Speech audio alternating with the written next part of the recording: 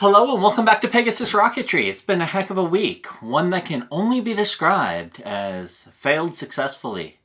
Let's recap the week, shall we?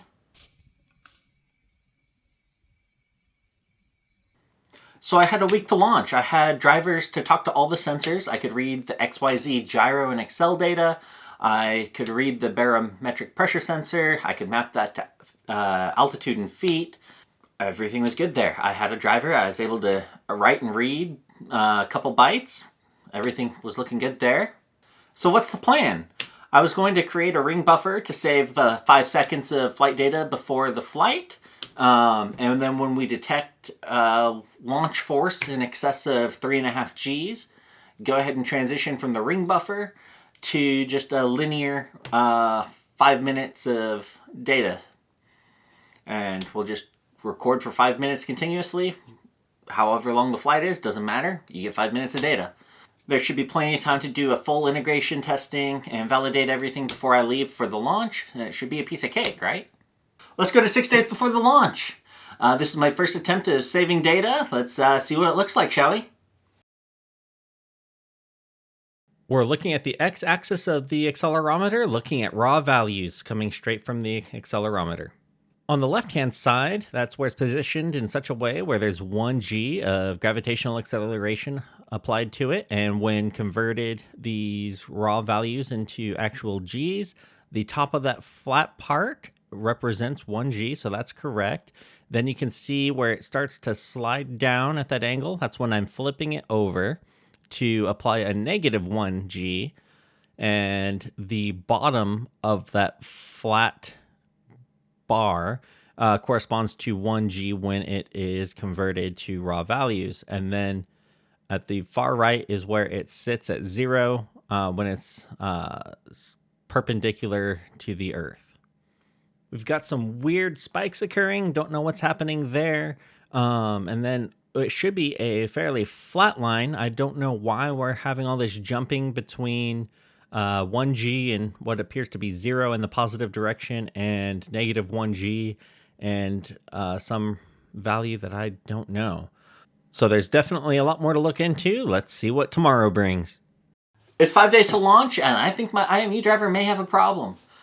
I'm getting a whole lot of zeros when I'm reading and storing it in the flash, as you see, from yesterday. It may be because I'm reading before data is ready. I'm not looking at any data ready flags in the IMU. I'm just polling the data, so maybe it's 0 while we're waiting for it to be filled. So let's rework the driver, clean it up, put it in a better spot, and try again, shall we?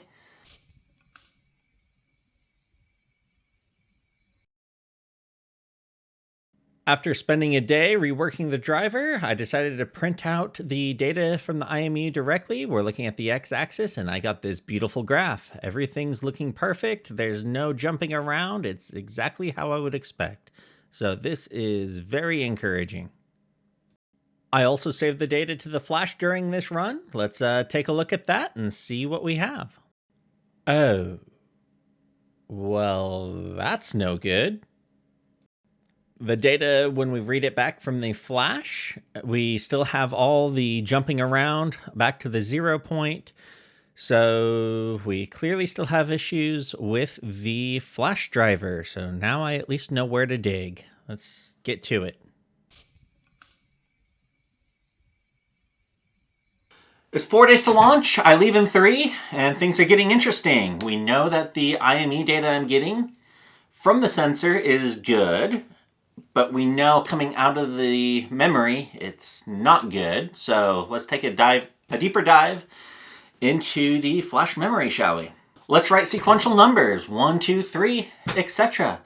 until we fill up the buffer and read it back. And if we don't get sequential numbers back, we know we have a problem. That's a good way to test that what's coming in is what's coming out. Let's give it a try, see what we get. Well, we clearly have a problem. That's not a straight line. This is what it should look like. A straight line with no jumping around. And back to the data. This happens to be test number 25. I unfortunately lost the data for test 24, which looked much more egregious. This has a few other fixes mixed in with it.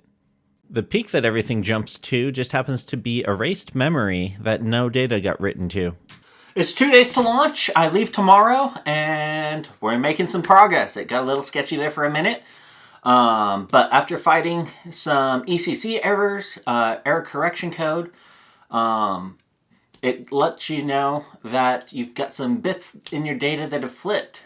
The flag saying that I have ECC errors was flipping, and that's not good. That means it knows there's bad data, and it can't correct it.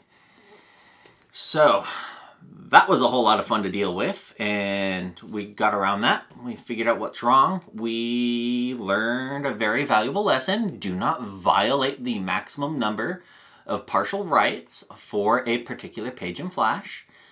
That was kind of buried deep in the data sheet in bottom of a subnote, so it's a good lesson learned.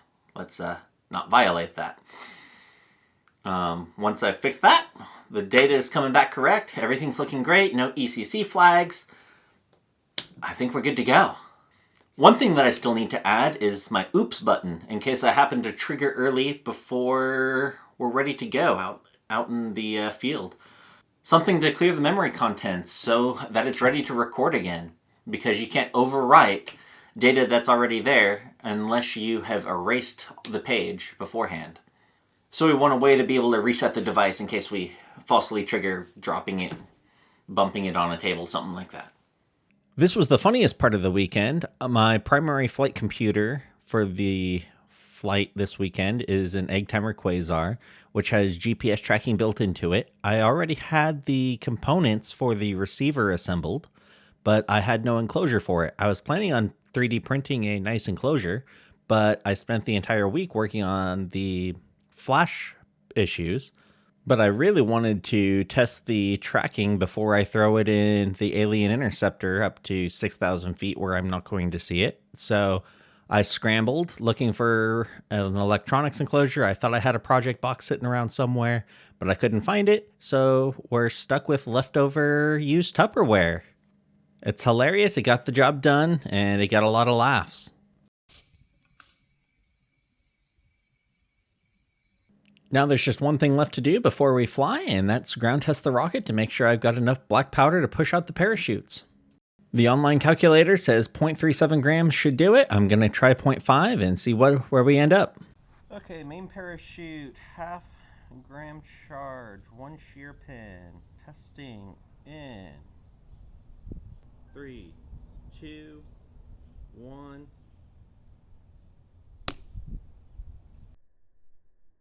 You can see a lot of the black powder smoke coming out of the vent holes in the electronics bay. It wouldn't hurt to seal that up a little better. Well, that's why you ground test. Let's bump it up to 1 gram and see what happens. 1 shear pin, 1 gram, main parachute test. In 5, 4, 3, 2, 1. You can see that came out with great enthusiasm. It's stronger than it needs to be, but it'll get the job done. I'm already behind when I should have left, so I won't fine tune it. We'll stick with 1 gram. Now for some slow-mo.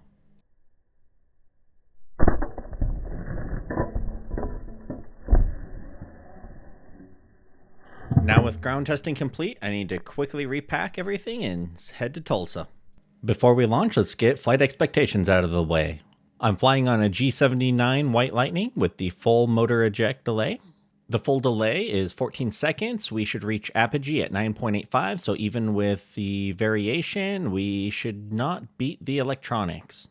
Apogee is at 1,500 feet with a max velocity of 227 miles per hour and a max acceleration of 10.1 Gs. Total flight time is expected to be 46.8 seconds. My mass with motors is 32.7 ounces, and I have a stability caliber of 4.49. Now let's see it fly and see how close we get.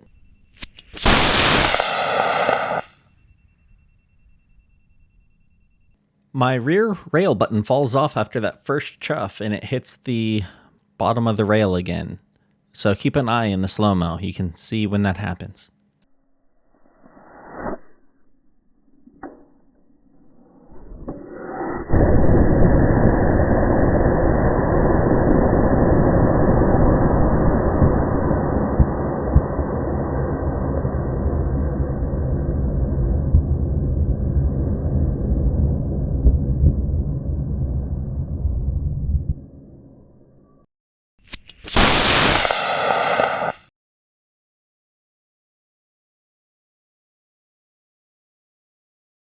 Here's another view of the rear rail button falling off. Okay, let's go find our rocket. We are showing slight veer left, about 1,030 feet away.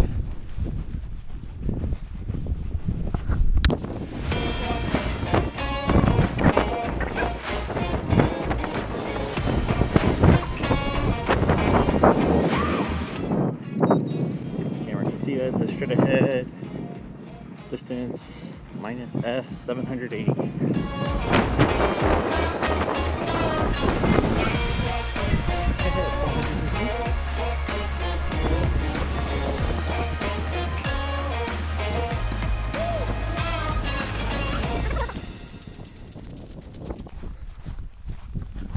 Well, at least GPS works. That's nice. Gets me there. Got me right to it, so that gives me confidence for throwing that in the alien interceptor, taking that to 8,000 feet.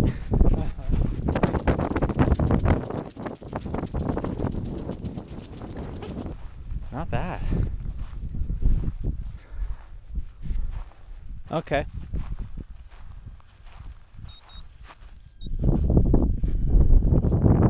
Oh. Okay.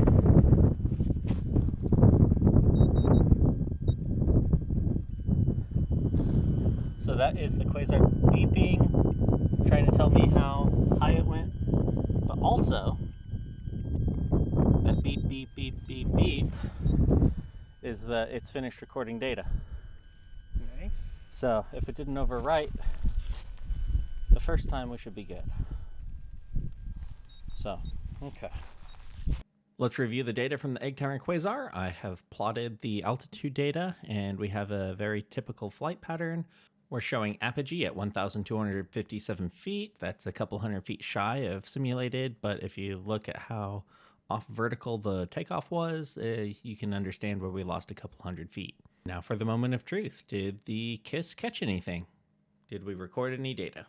Yes, we did. Unfortunately, a last-minute bug fix brought back some data jumping on flash page transitions. That's something we can just ignore for this. But yeah, there's a little bit of jumping, so we'll have to look into that a little further.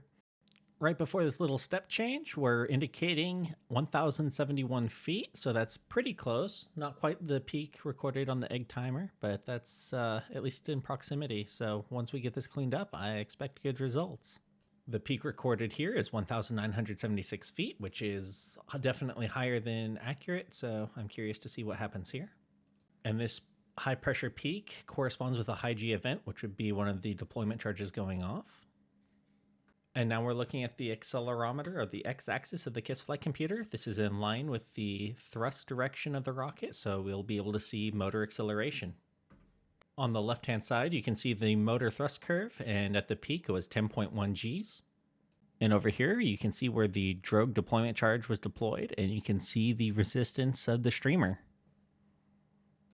Now let's cover some lessons learned. The first one's going to be, I need to find a better way to secure the rail button on my minimum diameter rockets. Yes, this one's not minimum diameter, but the distance between the motor mount and the outer tube is so tight that I couldn't do my normal methods of securing the rear rail button, so I was treating it as a minimum diameter in practice for my alien interceptor. I'll go back and look at the raw footage on the black hole build, make sure I didn't neglect to prep the rail button properly, and it could just be excessive oils on the rail button that kept me from having a good secure fitment, so we'll double check there too. If you have a method that's worked well for you on minimum diameter, please share it in the comments below. I'm excited to hear what you have. Next on the list is to filter the launch detect trigger. I was looking for just a single reading above 3.5 Gs in order to detect that I have launched. I knew better. I just straight up ran out of time, but it will be implemented before next time. It worked on the bench, but it did not work when I had it integrated in the rocket. The noise from the Quasar and the battery lines just happened to be enough to cause an occasional instantaneous reading in excess of the 3.5, and I had to go back about 3 times to reset everything to be able to get the data that I did. And the last lesson learned here is I need to go back and fix once and for all the flash reading and writing. And you could see in the data that I did get that it still has some of the jumping around, which I know where that's coming from. We'll get that resolved, but it needs to get fixed. While it wasn't perfect, it was a successful flight. The streamer came out at apogee, the main came out at 500 feet, the GPS took me right to it. Now let's get back to the lab and get the improvements put together, shall we? If you want to follow along as I continue to build my dual deployment altimeter, please like and subscribe. We'll see you next time.